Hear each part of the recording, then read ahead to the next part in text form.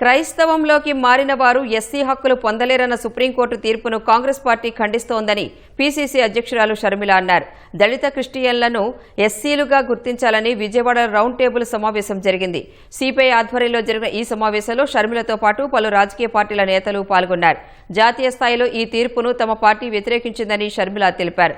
Supreme court తన తీర్పుపై సమీక్ష చేయాలని అక్కడికి వచ్చిన పార్టీల నేతలు తీర్మానం చేశారు. దళిత క్రిస్టియన్లకు ఎస్సీ స్టేటస్ ఉండాలి అన్నది ఎక్కడైతే ఏ పారాగ్రాఫ్ అయితే ఉందో ఆ పారాగ్రాఫ్ను కూడా వెంటనే తొలగించాలని కేంద్ర ప్రభుత్వం చొరవ చూపాలని, దళితుల పట్ల క్రిస్టియన్ల మీద ముస్లింల మీద మీకు ఏమాత్రం చిత్తశుద్ధి ఉన్నా నిరూపించుకోవాల్సిన అవసరం ఉంది. At the same time Chandrababu గారైనా సరే, జగన్మోహన్ రెడ్డి గారైనా సరే వాళ్ళ ఎంపీల చేత ఇది పార్లమెంటులో కూడా ఒత్తిడి తేవాల్సిన అవసరం ఉంది. దీని అమెండ్మెంట్ జరగాల్సిన అవసరం ఉంది. ఇంకోటి ముఖ్యంగా మొన్న ఇచ్చిన సుప్రీంకోర్టు తీర్పు ఇది చాలా అసలు ఎవరు హర్షించరు దీన్ని.